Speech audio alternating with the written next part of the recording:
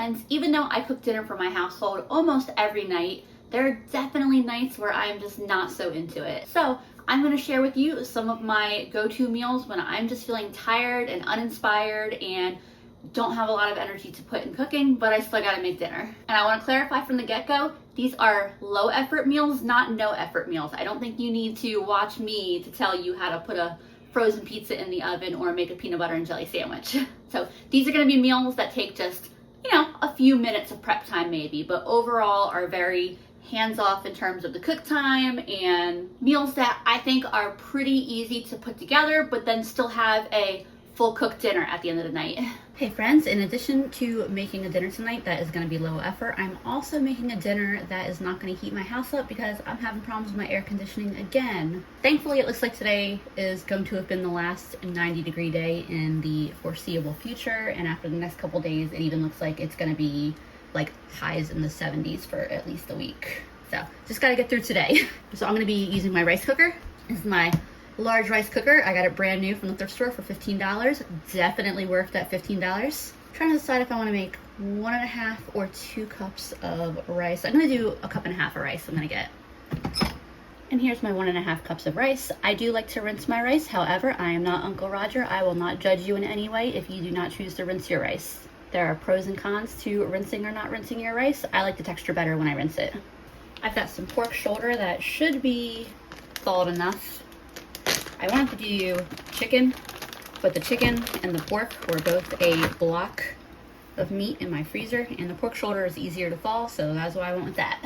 I put it in a bowl of cold water, and I broke it up part way through. There's still one pretty big chunk here, but I'm really not worried about that. The chicken I was gonna do was about like 1.5 pounds or so overall chicken thighs, but that would have taken longer to defrost. But I am just throwing together a sauce with no real recipe for it or anything. I'm gonna do a tablespoon of gochujang paste, red chili paste. This is the one I get. It's the very hot, but you can definitely get milder versions. And I'll add a tablespoon of hot water to start being able to break that up. That's good enough for now. Don't need to be perfect. I'll do like a tablespoon of brown sugar. A few tablespoons worth of soy sauce, like 3 or 4 tablespoons. Around 1 to 2 tablespoons of oyster sauce. Around a little less than a tablespoon. I'm doing a Chinese cooking wine. And then I'll add just a little splash of sesame oil. The really sesame oil, the flavor comes out a lot more if you add it at the end than if you cook in it. I just lifted off the fork and it's tasting pretty good. I'm using the silicone spatula so that way I can get all of it out of here. It's a good bit of pork.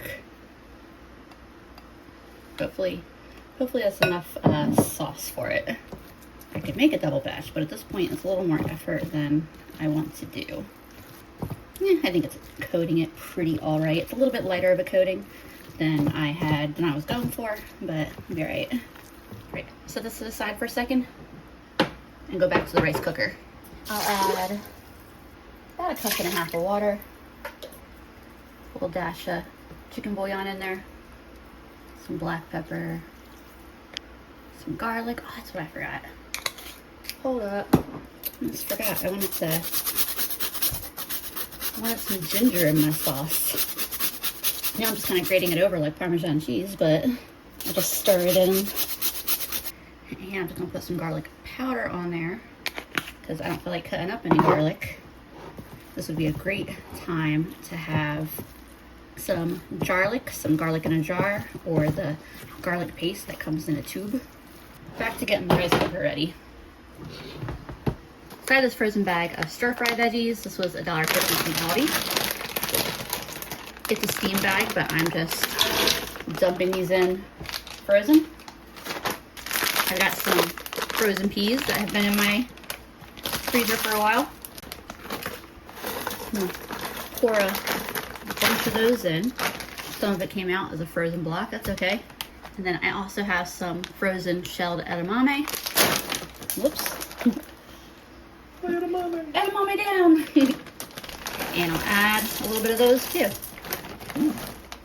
Chili.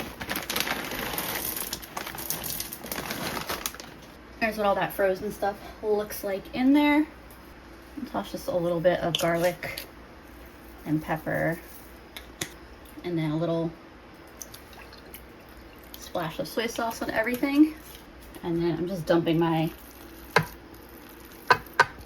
pork here right on top. I probably could get away with adding the pork later on, but because it's pork shoulder, like, I'm not really worried about it overcooking in here. It's gonna be all nice and steamy. So like I said, originally I had been thinking about doing chicken. I was gonna cook raw chicken in here, but I'd be doing the same exact thing here though.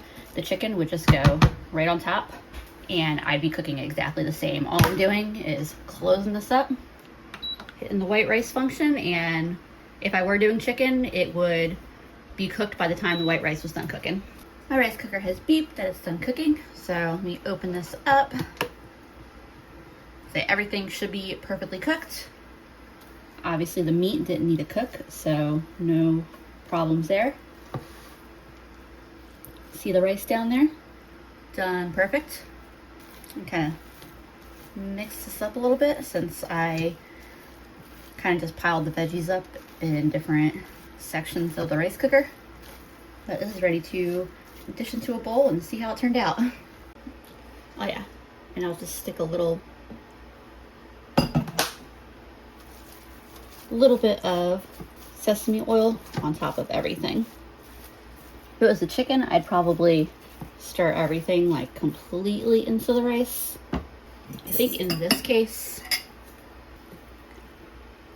I'll leave the rice there on the bottom. This probably isn't the best utensil to be getting it out with, but it'll work. Yeah, just basically make sure I get some rice, some veggies, and here is what that final bowl looks like.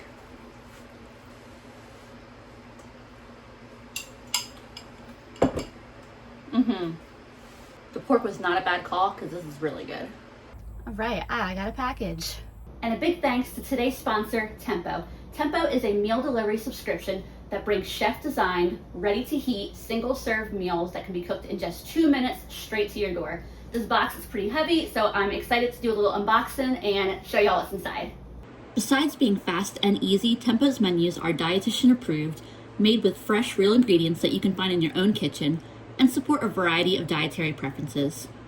They have a rotating menu of 20 different options, including meals that are protein-packed, calorie-conscious, carb-conscious, and fiber-rich, so you can pick the options that best support your healthy lifestyle in whatever way that means for you. So it turns out this is actually the perfect night for us to test out these fast, easy Tempo meals. It's just Andrew and I tonight, and we got back kind of late because we had to go rescue a friend whose cars broke down. I'm starving, and I am so excited that I'll be eating in less than 5 minutes. Tonight we're having the enchilada beef bowls. I chose it because it was one of their protein-packed meal options, and also just because I thought it sounded really good. All I gotta do to prepare this is peel the plastic bag halfway so it can vent, and then pop it in the microwave. This smells so good. Just needs a little stir and get that garlic butter mixed in the rice, but I'm excited about this. If you're interested in trying Tempo for yourself, I've got a nifty little QR code that I've got up in the corner of my video, or I have a link down in my description and you can follow that as well. Tempo is offering 60% off of your first box with code DAWN60. Thanks again to Tempo for sponsoring today's video. Now, let's give this a try. It smells very flavorful.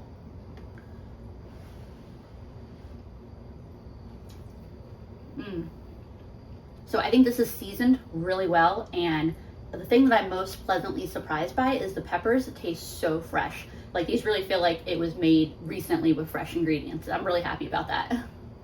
And I'm only a few bites into mine, and Andrew's is done as well, so I'm gonna go get him his. We're gonna enjoy our dinner. For dinner tonight, I'm doing kind of a taco rice skillet that I'm gonna serve on tostadas. Definitely wanna get this started because I just had to sit on the side of the street for almost 20 minutes because they're doing utility work and I couldn't get on my street. So I was just sitting in the car with groceries. So I'm immediately gonna throw my ground beef into a pan to start cooking. This is a little under £1. I just grabbed what was on sale at Food Lion this week. Any pan with a lid will do for this. I did mention that these meals might involve a small amount of prep work. So I am quickly dicing up an onion, which for me is about 30 seconds or less of work, as well as a green pepper. This one's been in my fridge for a few days, so it's getting a little wrinkly. It definitely stand to be used up. And you could, of course, always use frozen onions and peppers if that makes your life easier. It also can be helpful to chop stuff like onions and peppers ahead of time when you do have the time, energy, whatever, and throw them in the freezer so that way they're ready to use. I just let this meat cook for a couple minutes.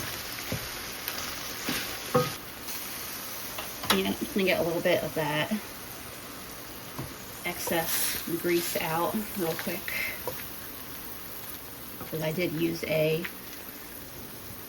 higher fat, less lean package of beef. I didn't go overboard trying to get all the fat out, because it won't hurt it to have a bit of fat in there, especially when you cook these veggies. You might have noticed that the burger still had a little bit of pink in it still, but it's just gonna finish cooking with the veggies here. I'll let this cook together for a couple minutes, and then I'll add the rest of my ingredients. And that will be the bulk of the work for this dish. I'm gonna season this up with some black pepper, some garlic, and some taco seasoning. If it looks like I'm going pretty heavy here with the seasonings, I still have other stuff that I'm adding. So it's okay for me to over season it a little bit here early on, because I'm going to be adding rice, tomatoes, black beans. I'll let that all cook together for another minute. But yeah, I want to throw a little chili powder in there too. Almost forgot. I've got 3/4 of a cup of rice. I'm going to rinse real quick. Like I said, that's a personal preference. And of course, if you want this to be a little ricier, add a full cup of rice. If you want it to be less rice heavy, just add a half cup. All those spices cooking in the fat is making my kitchen smell so good right now. I'll add my rinsed rice. I'll stir all that together for about a minute. Then we want to add water or broth at a ratio of double the water to the amount of rice. So I did 3/4 of a cup of rice. So I'm adding about 1.5 cups of water, and I'm gonna add some bouillon to it. I do prefer to cook in broth. And in my case, I'm gonna use this tomato and chicken bouillon.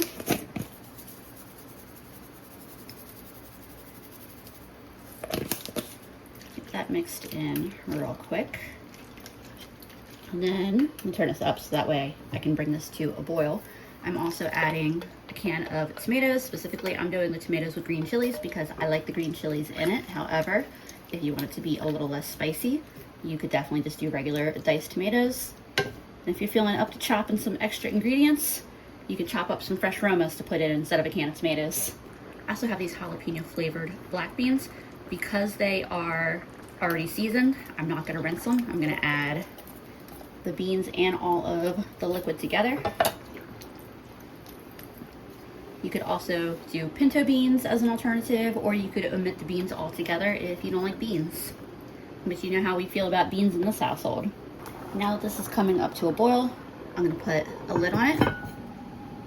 I'm gonna turn the heat way down so it stays at a simmer. And I'm gonna set a timer for 18 minutes. And while that timer's going, I'm just gonna let this cook at that simmer. I'm not gonna lift the lid or stir it or anything. Just go find something else to do until the timer goes off. My timer just went off. I'm gonna pull my pan off the heat, and I'll let this sit off the heat for like 3 to 5 minutes. This has been sitting for a few minutes, and what that does is it lets the moisture in the dish kind of like redistribute. It makes it so that way your rice is less likely to be stuck to the bottom of your pan. That looks delicious. That is so hot, but really good. And then last thing I'm gonna do is a little cheese on top of this.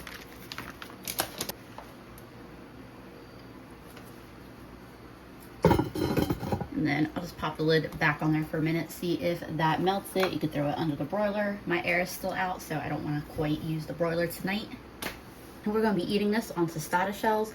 Usually I'll stick a bunch of the tostada shells on a sheet pan and warm them up under the broiler for a couple minutes.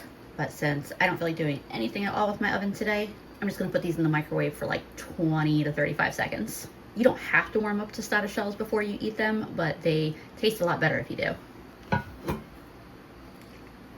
Get this lid off. You can see how hot it is because the cheese melted right into there. I'll get a little bit on each of my tostadas. You could also have these on like regular taco shells. Flour tortillas, corn tortillas is gonna be good either way. A little bit of avocado on top.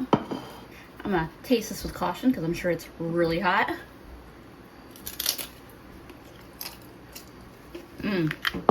Tastes as good as it smells? It does. It's real good. So that's dinner. This next meal is one of my favorite easy go-tos, except it's gonna be even easier because I'm making it in the Instant Pot instead of in several pots on the stovetop. To start off, I've got my big 6-quart Instant Pot here. It's gonna get a little olive oil down in there.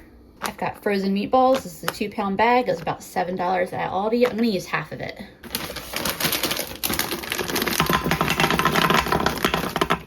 I like being able to use my own meatballs that I've cooked and frozen, but I haven't made any in a while. That's on my to-do list soon. I'm gonna throw a nice little spoonful of jarred minced garlic in there as well. For pasta, I went with thin spaghetti, and specifically I got the kind that was already broken in half. And I'm gonna make this whole box. I'm gonna kind of fan it out in different directions. This will just help keep it from sticking.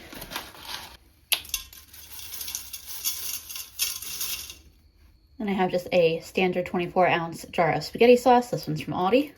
Before I stick that sauce in, I'm just going to drizzle a little bit more olive oil over that pasta. And then now putting the sauce in. And then rather than adding water, I'm going to add some beef broth. You can also do chicken. I don't actually have broth, so I'm going to use bouillon. And I'm pouring my bouillon into my empty spaghetti jar container. And I'm going to fill this with water.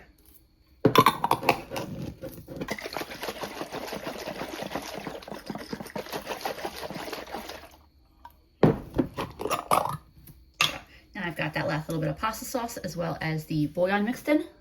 And rather than pouring this on top of the sauce, I'm going to pour it kind of on the side of the pot there. And then I want to add about another cup or so of water. You want about 3.5 to 4 cups of water for a pound of spaghetti.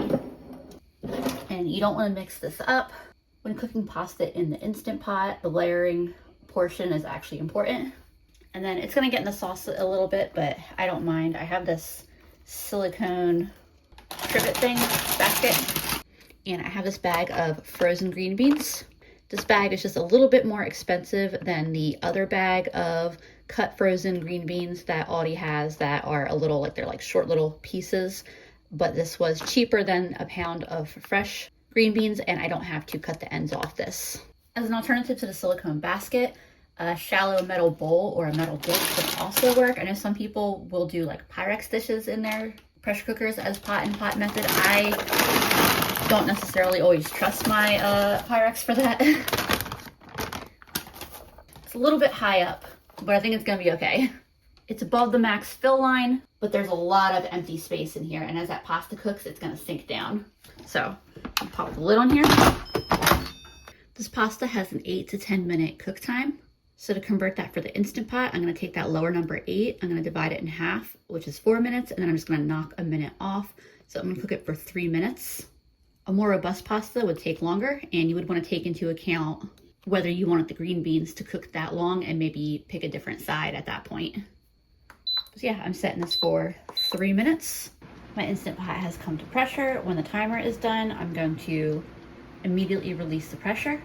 I know this isn't a faster way of cooking spaghetti and meatballs than the stove. It's probably about the same amount of time, but this is completely hands-off. My timer just went off, so I will immediately release all the pressure. The pressure's fully released, so I'll get this opened up.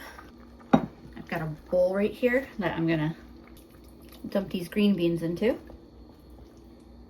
So with this pasta, I'm gonna stir it around. You could add a little bit of cream or half and half in this to make it, obviously a creamier sauce. Some cream cheese or goat cheese or something like that if you want it. We're just gonna stick with regular spaghetti and meatballs. Apparently I wasn't recording, but I just put a tablespoon of butter into my green beans and some salt and garlic powder and stirred that around. I'm happy with these. They're very good. I'll stop eating these here. I need to just get them on my plate to eat them. I've got some spaghetti and some meatballs. Actually, I want one more meatball. There we go. Get some of these green beans as well. And then keeping in mind with the ease of this meal, I've got some pre-grated Parmesan cheese. And there's my dinner. The pasta is not mushy at all. That's why I adjusted the time based on the type of pasta I was cooking. And despite being frozen, the meatballs are fully cooked and hot in the center. By the way, if the sauce seemed at all thin when I initially stirred it, it does thicken after it sits for just a couple minutes. And the first thing that Andrew complimented me on this is that he really liked the texture of the pasta, so that pasta timing is spot on. Tonight I'm going to be making a sheet pan dinner. I love sheet pan dinners because you just throw everything on a sheet pan, throw it in the oven, and let it do its thing. A lot of times I make sheet pan dinners with chicken and potatoes and carrots and fall squash and vegetables that take on the longer end of the spectrum to cook. Usually those ones take me like 40 to 45 minutes when I'm doing like chicken thighs and legs and things like that. But today I've got ingredients that should take a shorter time to roast. So I'm looking at more like a 20 to 25 minute cook time. But first thing I'll do is set my oven to 450. And I'm planning to have all of this on the sheet pan ready to go in before my oven is even done preheating. I did give my sheet pan a quick spray with oil, setting that to the side. I don't have a lot here that I actually need to cut. And what I do have, I should be able to cut it very quickly and easily. Hopefully this will all fit on the one sheet pan. Because that's what I don't feel like doing, is getting another one. Very, very quickly chopping my zucchini. I got a bowl right here that I'm tossing everything into. And then this is just another wrinkly green bell pepper that I have in my fridge that needs to get used up. I'll quickly chop them into little chunks and toss them in with the zucchini. And there are all those cut up. I have a bag, a pound of frozen broccoli florets, and it was cheaper than a pound of broccoli crowns. My bowl's a little full here. I think what I might do, instead of tossing everything in this bowl, I'm going to dump it right on the sheet pan, drizzle some oil over everything, and then I'll season these on the pan as well. Some salt, some pepper, really it's whatever sounds good to you. Garlic powder. My oven's up to 300. I feel like I'm racing the clock here. Chili powder and some Cajun seasoning. Gonna be a full sheet pan, but I got the oven a little extra hot, so hopefully this all roasts up nicely together. Put this back to the side. I've got my smoked sausage here that I got marked down. And how do I want to cut this? I think I feel like doing circles. Usually I like to at least cut them in half so that way they don't go rolling off.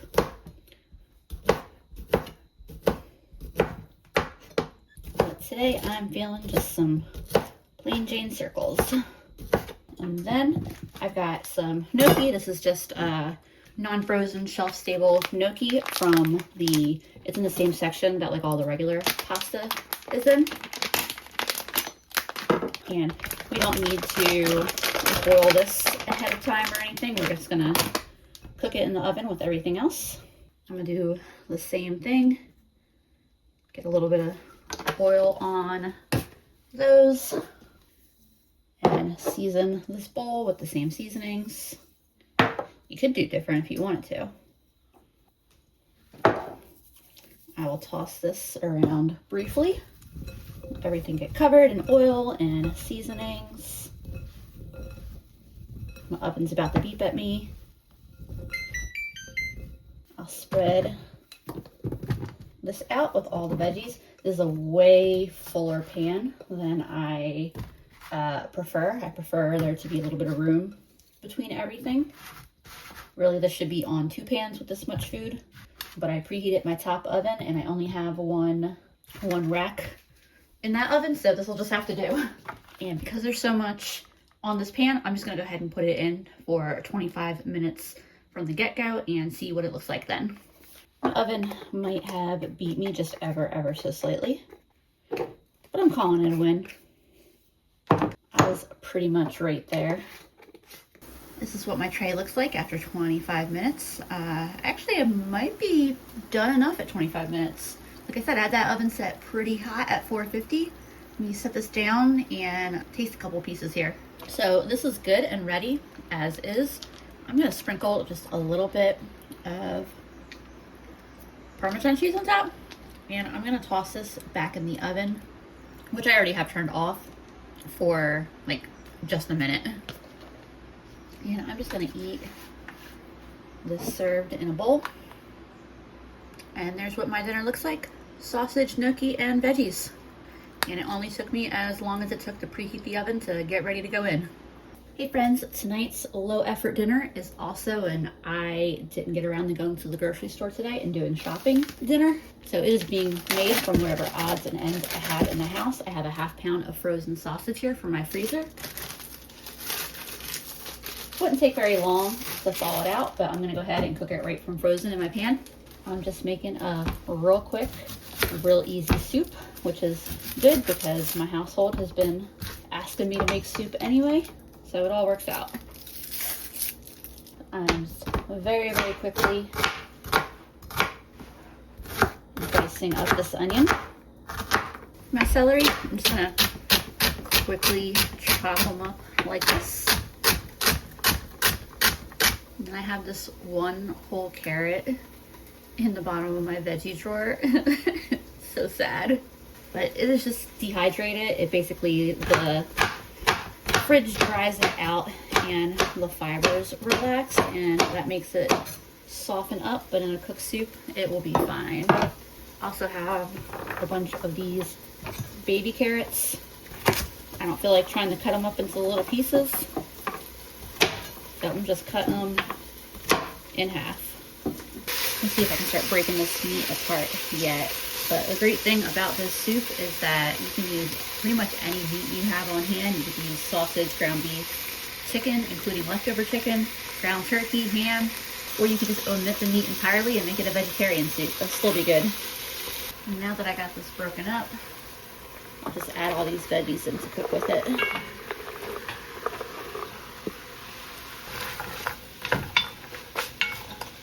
And I'm almost done dealing with all the ingredients I have on the counter. So I've got some potatoes here that I washed, not worrying about peeling them.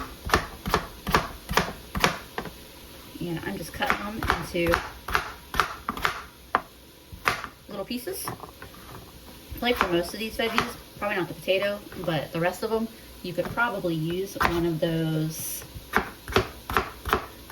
like quick choppers, where it's like a box to catch all the veggies, and you put the veggies on a plate with a blade and you take the top and push it down and it like automatically cuts them all.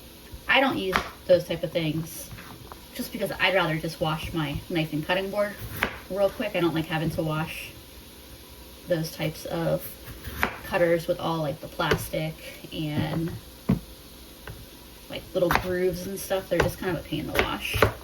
But I'm definitely very aware that quickly chopping up some veggies is not in everybody's wheelhouse of quick and easy. And, you know, that's fair.